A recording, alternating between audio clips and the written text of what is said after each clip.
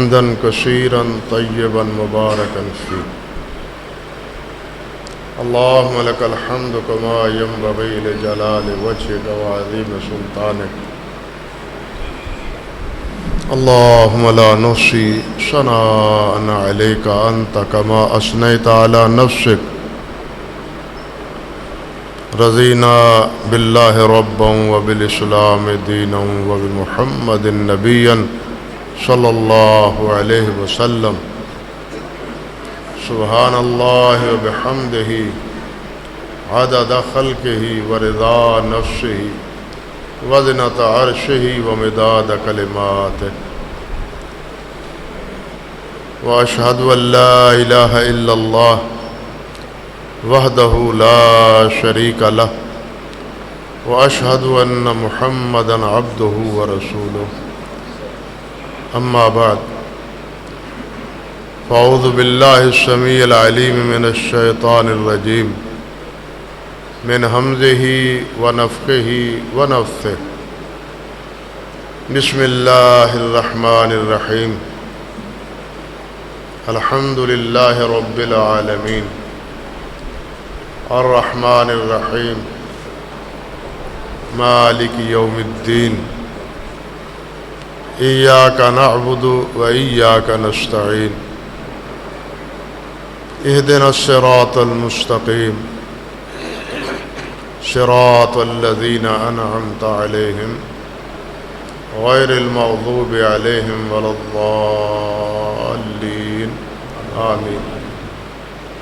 اللهم صل على محمد وعلى آل محمد كما صليت على إبراهيم وعلى آل إبراهيم إنك حميد مجيد. اللهم بارك على محمد وعلى آل محمد كما باركت على إبراهيم وعلى آل إبراهيم إنك حميد مجيد. رب اشرح لي صدري ويسر لي أمري واحلل عقدة من لساني يفقه قولي. اللهم انفعنا بما علمتنا وعلمنا ما ينفعنا وزدنا علما. اللهم إنا نعوذ بك من علم لا ينفع ومن قلب لا يخشع ومن نفس لا تشبع ومن عين لا تدمع ومن دعوات لا يستجاب له. محترم معزز سامعین کرام، جس طرح کے اعلان ہوا ہے اور اشتہار پر بھی آپ نے ماشاءاللہ لکھوایا ہے کہ ہر 15 روز کے بعد انشاءاللہ ثم انشاءاللہ تعلیمی، تربیتی، اصلاحی دروس ہوا کرے. اللہ اس تسلسل کو قائم رکھے اور ہم سب کی اصلاح، بھلائی، خیر اور بہتری کا ذریعہ بنائے. میں نے مناسب سمجھا کہ آج کا یہ جو افتتاحی پروگرام ہے، اس میں قرآن مجید کی جو افتتاح ہے، جو ابتدا ہے، یا یوں سمجھیے کہ جو بسم اللہ ہے، اس کے بارے میں کچھ باتیں آپ کے گوش گزار کی جائے. قرآن مجید کی ابتدا اللہ سبحانہ و تعالی نے بسم اللہ الرحمن الرحیم سے کی، جس کے معنی کیا ہیں کہ میں اللہ کے نام سے شروع کرتا ہوں جو بڑا مہربان اور نہایت رحم کرنے والا ہے. یہ بسم اللہ کا مفہوم ہے اور اس کی ترجمہ ہے. بسم اللہ کے بارے میں بہت سی باتیں ہمارے سمجھنے سمجھانے کی. پہلی بات تو یہ ہے کہ بسم اللہ اللہ کے نام سے، میں شروع کرتا ہوں اللہ کے نام سے، پڑھتا ہوں اللہ کے نام سے، کھاتا ہوں اللہ کے نام سے، وضو کرتا ہوں اللہ کے نام سے۔ یہ اللہ کا نام بابرکت ہے۔ جس طرح اللہ سبحانہ و تعالی خود بابرکت ذات ہے، تبارک الذی بیدہ الملک، برکت والا کون ہے؟ اللہ۔ تو اللہ کا اسم مبارک جو ہے وہ بھی باعث برکت ہے۔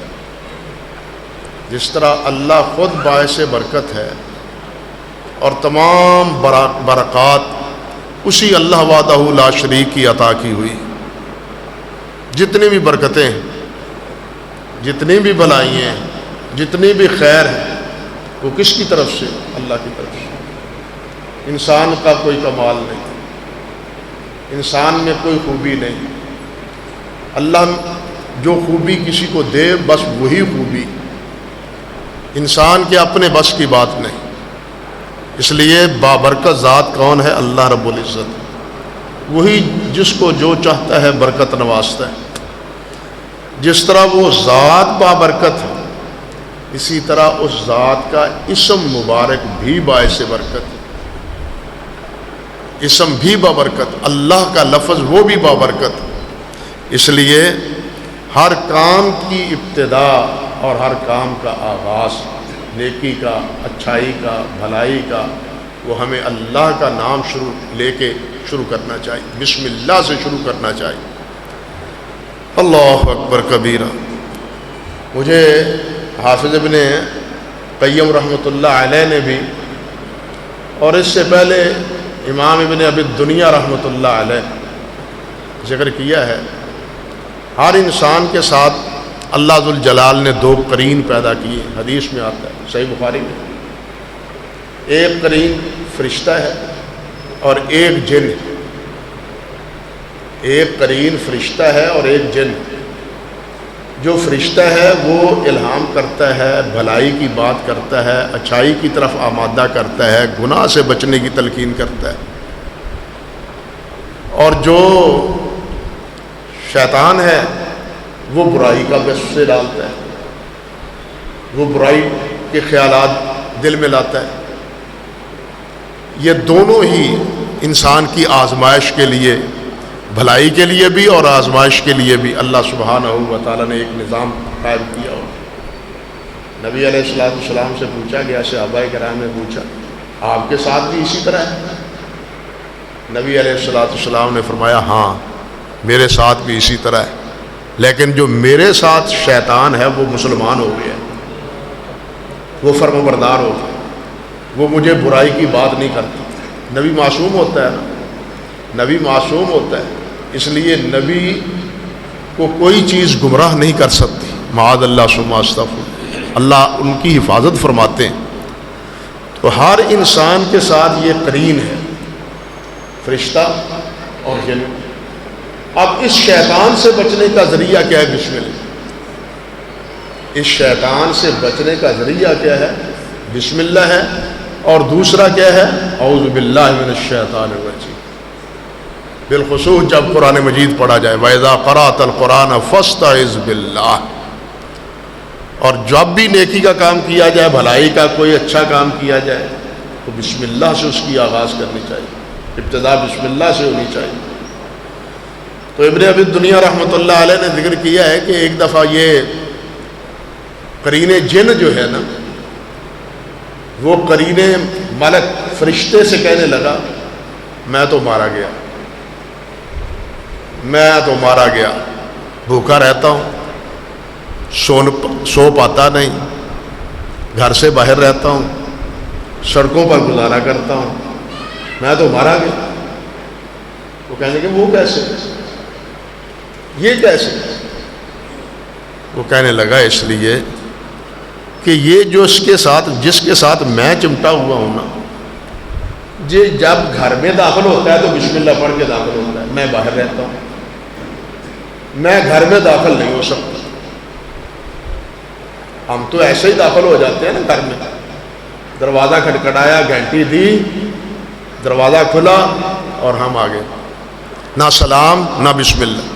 حالانکہ دونوں غلط، حکم دونوں کا ہے، بسم اللہ کا بھی، اور جب گھر میں داخل ہو السلام علیکم ورحمۃ اللہ، حتیٰ کہ گھر میں کوئی بھی نہ ہو تب بھی السلام علیکم ورحمۃ اللہ، وہاں فرشتے ہوں گے، ان پر سلام ہوگا۔ اس لیے جب گھر میں داخل ہوں تو بسم اللہ پڑھیں، سلام السلام علیکم ورحمۃ اللہ کہیں، کتنا اچھا کلمہ ہے، لیکن ہم خاموشی سے گھر میں داخل ہو جاتے ہیں۔ تو وہ شیطان کہنے لگا کہ جب بسم اللہ یہ پڑھتا ہے تو میں گھر سے باہر ہی اندر، میں تو سڑک پہ ہی مرتا ہوں۔ پھر جس وقت کھانے کا وقت آتا ہے یہ پھر بسم اللہ پڑھتا ہے، میں بھوکا رہتا ہوں۔ حدیث میں آتا ہے کہ جب بسم اللہ انسان نہ پڑھے تو شیطان بھی کھانے میں شریک ہوتا ہے، کھانے میں شیطان شریک ہوتا ہے۔ تو جب یہ بسم اللہ پڑھ لیتا ہے میں بھوکا رہتا ہوں، یہ کھانا کھا لیتا ہے۔ تو بسم اللہ کی برکت سے وہ کہتا ہے کہ میں بھوکا بھی رہتا ہوں، گھر سے بھی باہر رہتا ہوں، اور جب یہ پیتا ہے تب بھی پانی سے بھی محروم رہتا ہوں، نہ کھانے کو کچھ ملتا ہے، نہ پینے کو ملتا ہے، نہ آرام کو وقت ملتا ہے، اطمینان کی جگہ نصیب ہوتی ہے مجھ کو۔ یہ کس کی برکت ہے؟ اسی بسم اللہ کی برکت۔ اس لیے بسم اللہ سے آغاز ہر کام کا ہونا چاہیے، بھلائی کا، نیکی کا، اچھائی کا، کھانے کا، ہر چیز، حتیٰ کہ حدیث شریف میں آتا ہے یہ تو اقل ہے، کم سے کم ہے کہ آپ کھانا شروع کریں، پانی پینا شروع کریں تو بسم اللہ سے کھائیں، یہ تو کم سے کم ہے۔ لیکن اللہ اس آدمی پہ خوش ہوتے ہیں، اس آدمی پر جو ایک لقمہ کھاتا ہے اور کھانے کے بعد کہتا ہے الحمدللہ، دوسرا لقمہ اٹھاتا ہے تو کہتا ہے بسم اللہ۔ یہ نہیں بسم اللہ کے ابتدا ہی میں، بلکہ جب آپ نے سانس لینا ہے تو الحمدللہ، جب پھر گھونٹ بھرنا ہے تو بسم اللہ۔ اس عمل سے اللہ خوش ہوتے ہیں کہ دیکھو میرا بندہ میرا دیا ہوا رزق کھا کے ہر لقمے پر بسم اللہ کہتا ہے، اور ہر لقمہ جب گلے سے اترتا ہے اس وقت الحمدللہ کہتا ہے، اللہ اس پر خوش ہوتے ہیں۔ تو ہمیں اپنے اللہ کو خوش کرنا چاہیے یا نہیں کرنا چاہیے؟ کرنا چاہیے، کوشش کرنی چاہیے کہ ہم بسم اللہ صرف ابتدا میں ہی نہ پڑھیں، بلکہ گلاس پانی کا پینا ہے تو جب سانس لیں اس وقت الحمدللہ پڑھیں، پھر جب منہ کو لگائیں بسم اللہ پڑھیں۔ یہی کیفیت جو ہے وہ ہماری کھانے میں ہونی چاہیے۔ عرض کرنے کا مقصد یہ ہے کہ ہر چیز کی ابتدا بسم اللہ سے ہونی چاہیے۔ اس حوالے سے اور بہت سی باتیں ہیں، لیکن سب کا استیاب اور سب کا احاطہ ممکن نہیں ہو سکتا۔ پھر یہاں ایک بات اور سمجھنے والی، آپ دیکھیں قرآن مجید میں یہ بسم اللہ اصل میں کیا ہے؟ بے اسم ہے، الف کے ساتھ، لیکن بسم اللہ جہاں بھی ہے بغیر الف کے، یہ قرآن مجید کا رسم الخط ہے۔ بسم اللہ کے بارے میں قرآن مجید کا ایک رسم ہے، یہ مسئلہ سمجھیے، قرآن مجید کا ایک رسم ہے۔ قرآن مجید قواعد اور ضوابط جو ہمارے تحریر کے ہیں ان کے مطابق نہیں، جو ہمارے صرفی اور نحوی ہیں اس کے مطابق نہیں، بلکہ قرآن کا ایک رسم ہے جو نبی علیہ السلام نے بتلایا، حضرت ابوبکر صدیق نے اس کو محفوظ کیا، حضرت عثمان غنی رضی اللہ تعالیٰ عنہ نے اس کو آگے پھیلایا۔ یہ ایک رسم ہے، اور وہی رسم اس وقت سے لے کے اس وقت قرآن مجید میں موجود ہے الحمدللہ، اور قیامت تک محفوظ رہے گا۔ یہ قرآن مجید کا ایک رسم ہے، ورنہ آپ دیکھیں بسم اللہ کے علاوہ اسم ہے تو وہ الف کے ساتھ، تبارک اسم ربک ذی الجلال، وہاں با کے ساتھ الف لکھا ہوا ہے، کیوں قاری صاحب ہے یا نہیں اسی طرح؟ لیکن بسم اللہ کے ساتھ الف ہے نہیں، بسم اللہ کے ساتھ الف نہیں ہے، لیکن دوسری جگہ اسم کے ساتھ الف ہے۔ یہ بالکل اسی طرح ہے، نحو کا ایک مسئلہ ہے، صرف و نحو کا ایک مسئلہ ہے کہ جمع کا صیغہ جب لکھا جائے تو اس کے واو کے آگے الف لکھا جاتا ہے، قالا، قالا، قالو، یہ قالو کے آگے الف ہوتا ہے، ذہب، ذہبا، ذہبو، آگے الف ہوتا ہے، بات سمجھ رہے ہیں؟ لیکن قرآن مجید میں ایک لفظ ہے جو جمع کا اسی طرح بولا جاتا ہے لیکن وہاں الف نہیں ہے، وہاں الف نہیں ہے، اور ایک جگہ نہیں ہر جگہ اسی طرح لکھا ہوا ہے۔ اور وہ لفظ کیا ہے؟ اب دیکھیے یہی حال ہے ہمارے بوڑھوں کا۔ اللہ سبحانہ و تعالیٰ نے سورہ یوسف میں یہ ابتدا وَرَجَعُوا إِلَىٰ أَبِيهِمْ وَرَجَعُوا إِلَىٰ أَبِيهِمْ، اب جمع کا سیدھا ہے راجعوا، لیکن الف نہیں ہے۔ قاعدے کا تقاضا یہ ہے، صرفی نحوی قاعدے کا تقاضا ہے کہ وہاں الف ہو، لیکن یہاں الف نہیں ہے۔ کیوں؟ یہ قرآن مجید کا ایک رسم ہے، اور اس کی بہت سی مثالیں ہیں، میں الجھانا نہیں چاہتا، لیکن سمجھ لیجیے کہ قرآن کا مستقل ایک رسم ہے جو نبی علیہ السلام سے لے کے اب تک ہے اور اسی طرح قیامت تک محفوظ رہے گا۔ اور یہ دلیل ہے کہ قرآن محفوظ، یہ دلیل ہے کہ قرآن محفوظ۔ میں اس کی ایک واضح سی بات بتلاتا ہوں۔ الف لام میم ہم پڑھتے ہیں، الف لام میم، الف لام میم 3 حرف ہے، اس کے بعد آیت کی نشانی ہے یا نہیں؟ جہاں بھی الف لام میم ہے اس کے بعد آیت کی نشانی ہے۔ اب قرآن مجید میں الف لام را بھی ہے، الف لام وہ بھی 3 حرف ہے نا، 4 تو نہیں ہے، لیکن وہاں آیت کی نشانی کسی جگہ بھی نہیں ہے۔ اب اگر کوئی عقل کا اندھا وہ الف لام میم کی طرح الف لام را کے بعد بھی آیت کی نشانی دے دے تو یہ صحیح ہوگا؟ غلط ہوگا۔ یہ چیز بتلاتی ہے کہ اس کے اوقاف بھی اللہ کی طرف سے، نبی علیہ السلام کی طرف سے اب تک محفوظ، یعنی الفاظ ہی نہیں، اس کے اوقاف بھی، وقف بھی۔ یہاں وقف ہے، یہاں وقف نہیں ہے، یہاں آیت ہے، یہاں آیت نہیں ہے، یہ ساری چیزیں نبی علیہ السلام سے منقول ہے، اور یہ ساری چیزیں حضرات صحابہ کرام کے دور سے لے کے آج تک اللہ کے فضل و کرم سے کیا ہے؟ محفوظ ہے۔ تو عرض کر رہا تھا کہ بسم اللہ، اللہ کے نام سے۔ اللہ، اللہ کا ذاتی نام۔ باقی جتنے اسماء ہیں، الرحمن ہے، رحیم ہے، التواب ہے، الغفور ہے، الغفور ہے، یہ جتنے اسماء مبارکہ ہیں یہ سب اللہ سبحانہ و تعالیٰ کے کیا ہیں؟ صفاتی نام۔ ذاتی نام کیا ہے؟ وہ اللہ، بسم اللہ، الحمدللہ۔ حضرت موسیٰ علیہ السلام جس وقت طور پہاڑ پر گئے ہیں اور اللہ سبحانہ و تعالیٰ نے ان کو دکھائی ہے روشنی، اور موسیٰ علیہ السلام گھبرائے ہیں، تو اللہ ذوالجلال والاکرام نے کیا فرمایا؟ اللہ نے فرمایا انی انا اللہ، میں اللہ ہوں، میں اللہ تم سے بول رہا ہوں۔ وہاں اللہ ذوالجلال نے اپنا نام لیا، انی انا اللہ، میں اللہ ہوں۔ گویا اللہ، اللہ ذوالجلال والاکرام کی ذات گرامی کا ذاتی نام۔ باقی اسماء جتنے ہیں وہ صفاتی ہیں۔ میں ایک بات آپ سے عرض کرتا ہوں، دیکھیے ایک سیدھی سی، یہاں بہت سے مباحث ہیں، لیکن ایک سیدھی سی بات کہ الرحمن ہے، الرحیم ہے، الغفار ہے، الغفور ہے، العزیز ہے، یہ سب نام اللہ سبحانہ و تعالیٰ کے صفاتی۔ لیکن جس وقت آپ ندا کرتے ہیں، پکارتے ہیں، اللہ کو پکارتے، اللہ نے فرمایا نا قل ادعوا اللہ عبد الرحمن ایما تدعوا فلہ الاسماء الحسنی، جس نام سے بھی تم پکارو اللہ سبحانہ و تعالیٰ کے نام ہے۔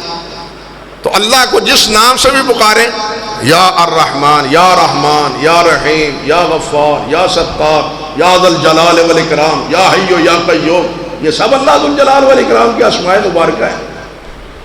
لیکن یا الرحمن اور یا الرحیم یہاں سمجھیے، اور یا اللہ جب ندا کرتے ہیں تو یا الرحمن نہیں، یا رحمان، یا رحیم، یا غفار، یا غفار، یا عزیز، لیکن جب اللہ کو ندا کرتے ہیں تو یا اللہ الف لام ابتدا میں الف ہے. باقی جگہ جتنے اسماء ہیں وہاں الف لام معرفے کے طور پر ہے. نام کا ایک مسئلہ ہے معرفے کے طور پر. الرحمن، الرحیم، یہ الف لام معرفہ کا ہے، لیکن الف لام اللہ میں جو الف لام ہے یہ اللہ ذو الجلال کا ذاتی نام ہے اور یہ لفظ کلمہ ہے. اسی لیے یا کے ساتھ جب ندا کی جاتی ہے تو یا اللہ ہی آتا ہے، وہاں الف حذف نہیں ہوتا، یا اللہ ہی کہتے ہیں. لیکن جب رحمان کو، رحیم کو، عزیز کو، غفار کو پکارتے ہیں اس وقت الف لام نہیں ہوتا. یہ اس بات کی واضح دلیل ہے کہ اللہ اسم ذاتی ہے. اللہ کیا ہے؟ الاسم ذاتی، ذات کا. اللہ ذو الجلال کی ذات گرامی، اور ذات گرامی کا اللہ کے کیا معنی ہے؟ اللہ کے کیا مفہوم ہے؟ ہوا موصوف بجمیع اوصاف، جتنے بھی اچھے اوصاف ہیں ان تمام اوصاف کا مجموعہ ہمارا اللہ ہے. جتنے بھی اوصاف، ان تمام اوصاف کا مجموعہ، تمام اوصاف کا مالک، تمام اوصاف کا منبع وہ کون ہے؟ وہ اللہ ہے. اللہ اکبر، یہ ہے اللہ. اور یہاں یہ بات بھی ذہن میں رہے کہ آج کے اس دور میں نہایت افسوس کی بات ہے کہ ہمارے نصاب سے اللہ کا لفظ بھی نکالنے کی سازش ہو رہی. آپ اندازہ کریں جو ریاست مدینہ ہے، اس ریاست مدینہ کے جتنے گماشتے ہیں باز، وہ اس کوشش میں ہے کہ نصاب کی کتابوں میں اللہ کا لفظ بھی نہ آئے. یہ مطالبہ ہو رہا ہے. پہلے کیا ہوا تھا؟ اردو کی کتاب ہے، انگلش کی کتاب ہے، یا اسی طرح عربی کی کتاب ہے. ان کتابوں، یا حتیٰ کہ انگلش کی کتاب، ان کتابوں میں نبی علیہ السلام کا تذکرہ حذف، صحابہ کرام کے تذکرے حذف، خدام اسلام، مجاہدین اسلام، ان کے تذکرے حذف، ختم کر دیے جائیں. یہ صرف رہ جائے جس میں دینیات میں یہ باقی رہے، باقی کتابوں میں حذف کر دو. جی کیوں؟ غیر مسلم پڑھتے ہیں یا غیر مسلم پڑھتے ہیں. وہ کیوں پڑھے؟ وہ اللہ کو کیوں پڑھے؟ وہ صحابہ کے تذکرے کیوں پڑھے؟ وہ مجاہدین اسلام کے تذکرے کیوں پڑھیں؟ یہ آپ کی اسمبلی نے پاس کیا ہے، آپ کی پارلیمنٹ نے. یہ ٹھیک ہے جی، معاذ اللہ ثم استغفر اللہ. اور اب دلیری یہ کہ جناب ان کتابوں سے اللہ کا نام بھی لکھا، وہاں گاڈ لکھو. اللہ تو اب مسلمانوں کا ہے، گاڈ ہمارا ہے مشترکہ. گاڈ لفظ لکھو، اللہ کا لفظ نکالو. آپ اندازہ کریں ہم الحاد اور کفر کی طرف کہاں تک پہنچ رہے ہیں. گویا ہم سے اللہ کا لفظ بھی چھڑایا جا رہا ہے. یہ سازشیں ہو رہی ہیں ہمارے اس ملک میں جو اسلامی جمہوریہ پاکستان. انا للہ و انا الیہ راجعون. خیر یہ داستان بڑی ہی دلدوز اور بڑی ہی پشیمان کن ہے. میں جو کہنا چاہتا تھا وہ یہ سچی بات یہ ہے کہ اس وقت اپنی اور اپنی اولادوں کو دین کے ساتھ وابستہ کرنے کی ہر ساتھی کو فکر کرنی چاہیے. ان کو سکولوں پہ رحم و کرم پر نہیں چھوڑنا چاہیے. سکولوں اور کالجوں کے رحم و کرم پہ نہ چھوڑیں انہیں. ان کی نگرانی خود کریں، انہیں خود دین کی طرف مائل کریں. قرآن مجید خود ان کو پڑھائیں، الفاظ بھی پڑھائیں، اس کے معانی اور اس کے مطالب سے بھی آگاہ کریں. قرآن مجید کس لیے ہے؟ قرآن مجید نے اللہ نے کئی جگہ فرمایا لیدبروا آیاتہ، تاکہ تم اللہ کی آیات پر تدبر کرو، غور و فکر کرو، اس کے معنی کو سمجھو. کیا الفاظ کے پڑھ لینے سے معنی آ جاتے ہیں؟ یہ کب ہوگا؟ یہ اس حکم کی تکمیل کب ہوگی؟ جب ہم خود بھی کریں گے، اپنی اولادوں کو بھی کروائیں گے، اور ہماری اولادیں اسی وقت سنوریں گی اور دین پر مستقم رہیں گی، بچی رہے گی دین پر، جب تک ہم اپنی نگرانی میں کتاب و سنت کی طرف ان کی آپ جاری کرتے رہیں گے. اگر ان کو چھوڑ دیا کالجوں کے اور اسکولوں کے رحم و کرم پر، چلو پڑھ کے آتے ہیں، آ جائیں گے پڑھ کے، لیکن اس کا جو نتیجہ نکلے گا، جو اب تک نکل رہا ہے وہ بھی ہم دیکھ رہے ہیں، جو آگے نکلے گا وہ بھی ہمیں معلوم ہو جائے گا. کیونکہ ہوا کا رخ بتلاتا ہے کہ ہوا کا نتیجہ کیا ہوتا ہے، رخ بتلا دیتا ہے ہوا. وہ ایک بزرگ نے بہت اچھی بات کہی، اس نے ہوا میں نا یہ مٹی ہے نا، مٹی اس کو زمین میں بکھیرا اور کہا، پوچھا شاگرد سے اس کا کیا مطلب ہے؟ آپ نے مٹی اٹھائی اور زمین پہ پھینک دی. وہ نہ سمجھ پایا، وہ نہ سمجھ پایا. نے کہا بیٹا یہ مسئلہ نہیں، میں تمہیں سمجھانا چاہتا ہوں کہ اس مٹی سے معلوم ہوتا ہے کہ ہوا کا رخ کیا ہے، یہ کس طرف جا رہی ہے. بات سمجھے؟ یہ کس طرف جا رہی ہے، اس کا رخ کس طرف ہے. آج ہماری اولادوں اور ہمارے کالج اور ہمارے اسکولز، ان کا رخ مکہ مدینہ اور مکہ اور مدینہ کی طرف نہیں ہے. ان کا رخ یورپ کی طرف، امریکہ کی طرف. ہمارا ہوا کا رخ یہ بتلا رہا ہے. اور اگر ہوا کا یہ رخ اسی طرح باقی اور برقرار رہا تو پھر اپنی اولادوں کو ہم اسلام پر برقرار رکھنے کا خواب چھوڑ دیں. پھر الحاد اور کفر اور زندقت اگر یہی کیفیت رہی تو پھر اس سے ہمیں ہماری اولادوں کو بچانا بہت مشکل ہے. اس لیے میری استدعا ہے کہ اپنی اولادوں کی نگرانی اللہ کے لیے خود کریں، خود اس کا اہتمام کریں. جس طرح یہاں 15 روزہ ہے، قرآن مجید کی تعلیم اور تفہیم اور اس کے ترجمے کو خود سمجھیں. بلکہ قرآن مجید ہی نہیں، سب سے پہلے اس کا آغاز نماز سے کریں. اس کا سب سے پہلی ابتدا کس سے کرے؟ نماز سے کرے. ہمارے بلا تردد کہہ سکتا ہوں کہ 90% ہمارے نمازی ہیں جنہیں کوئی پتہ نہیں ہے کہ ہم نماز میں کیا پڑھتے ہیں. یہ حقیقت ہے یا نہیں؟ نماز اللہ ذو الجلال سے مناجات ہے. مناجات کا کیا معنی ہے؟ اللہ سے ہم کلامی ہے، اللہ سے ہم کلامی ہے. اب ہم سمجھتے ہی نہیں ہیں کہ ہم کیا کہہ رہے ہیں، یہ کیا ہم کلامی ہے. اللہ ذو الجلال نے فرمایا لا تقربوا الصلاۃ وانتم سکارى حتى تعلموا ما تقولون. اللہ فرماتے ہیں کہ نشے کی حالت میں نماز نہ پڑھو، تمہیں پتہ ہی نہیں تم کیا کہہ رہے ہو، تمہیں پتہ ہی نہیں کہ تم کیا کہہ رہے ہو، اس لیے نشے کی حالت میں نماز نہ پڑھو. لیکن کتنے افسوس کی بات ہے کہ ہم ہوش میں ہوتے ہیں اور ہمیں پتہ نہیں ہوتا کہ کیا پڑھ رہے ہیں. ہم نشے کی حالت میں بھی نہیں ہیں، ہوش میں ہیں اللہ کے فضل و کرم سے، لیکن پتہ نہیں ہے کہ کیا پڑھ رہے ہیں، کیا الفاظ زبان سے آ رہے ہیں. اس لیے قرآن مجید کا ترجمہ کیا، اس سے پہلے نماز کا ترجمہ سیکھیے تاکہ ہمیں پتہ ہو کہ ہماری زبان سے بول جو نکل رہے ہیں اس کا کیا مفہوم، اس کی کیا معنی ہے. اللہ اکبر کبیرہ. تو خیر بہرحال عرض کرنے کا مقصد یہ تھا کہ بسم اللہ، اللہ کے نام سے ہم شروع کرتے ہیں، اور اللہ کا ذاتی نام. اور پھر دوسری بات یہ، باقی تفصیلات سے ہٹ گیا کہ اللہ نے پھر اپنا تعارف جو کروایا ہے وہ کس سے کروایا؟ الرحمن الرحیم. بسم اللہ الرحمن الرحیم. اللہ اکبر کبیرہ. اللہ نے اپنا پہلا تعارف ذاتی نام کے بعد کس وصف سے؟ رحمان اور رحیم سے. جس طرح الحمدللہ رب العالمین الرحمن الرحیم، وہاں بھی رحمان اور رحیم کو پہلے ذکر کیا.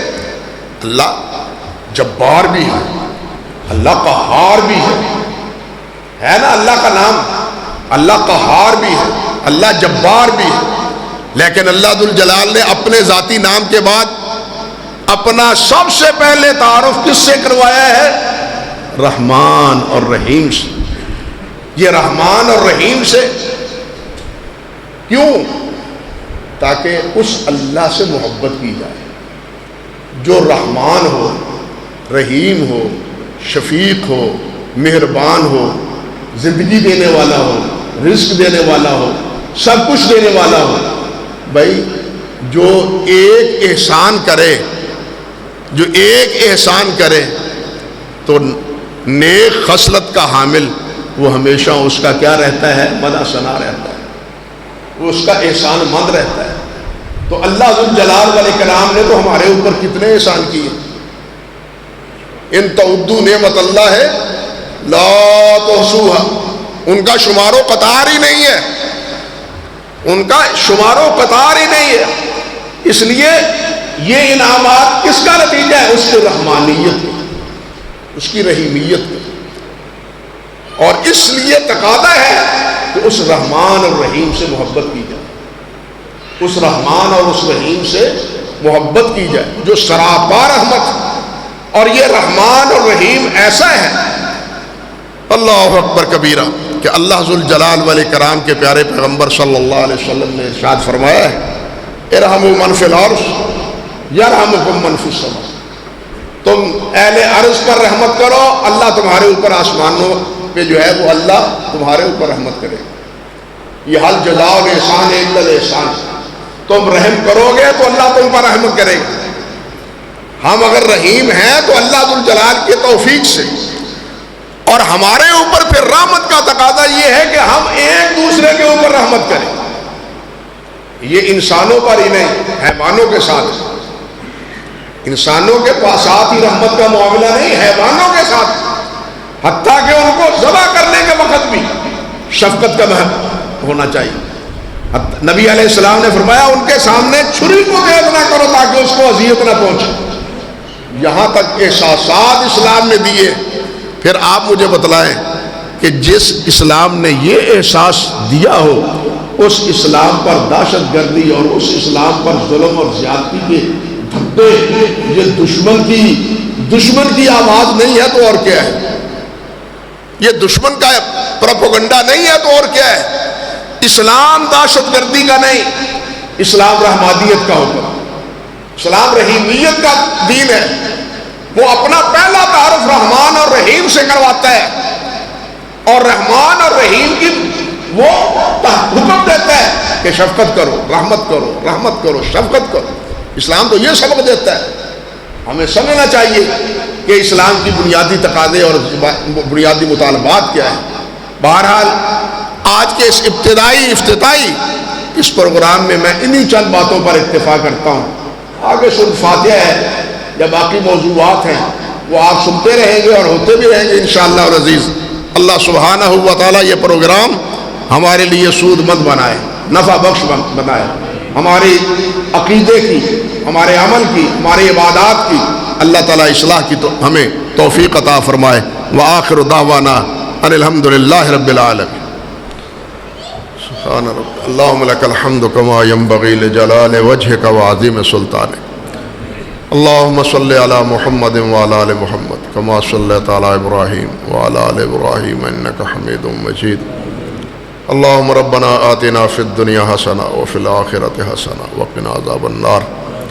اللہم یا مقلب القلوب ثبت قلوبنا علی دینک ویا مصرف القلوب صرف قلوبنا الی طاعتک۔ ربنا ہب لنا من ازواجنا وذریاتنا قرۃ اعین واجعلنا للمتقین اماما۔ ربنا لا تزغ قلوبنا بعد اذ ہدیتنا وہب لنا من لدنک رحمہ انک انت الوہاب۔ اللہم ربنا لا تحمل علینا اصرا کما حملتہ علی الذین من قبلنا ربنا ولا تحملنا ما لا طاقۃ لنا بہ واعف عنا واغفر لنا وارحمنا انت مولانا فانصرنا علی القوم الکافرین۔ اللہم ربنا لا تزغ قلوبنا بعد اذ ہدیتنا وہب لنا من لدنک رحمہ انک انت الوہاب۔ یا شافی الامراض اشف مرضانا ومرضى المسلمین۔ اللہم اشفنا واشف مرضانا ومرضى المسلمین۔ اذهب الباس رب الناس اشف انت شافی لا شفاء الا شفاؤک شفاء لا یغادر سقما۔ ربنا اغفر لنا ولاخواننا الذین سبقونا بالایمان ولا تجعل في قلوبنا غلا للذین آمنوا ربنا انک رؤوف رحیم۔ اللہم اغفر لنا ولآبائنا ولأمہاتنا ولمشائخنا ولجمیع المؤمنین والمؤمنات والمسلمین والمسلمات الاحیاء منهم والاموات انک سمیع الدعوات۔ اللهم ربنا تقبل دعاء إنك أنت السميع العليم وتب علينا إنك أنت التواب الرحيم سبحانك اللهم وبحمدك أشهد أن لا إله إلا أنت أستغفرك وأتوب إليك سبحان ربك رب العزة عما يصفون وسلام على المرسلين والحمد لله رب العالمين آمين برحمتك يا أرحم الراحمين.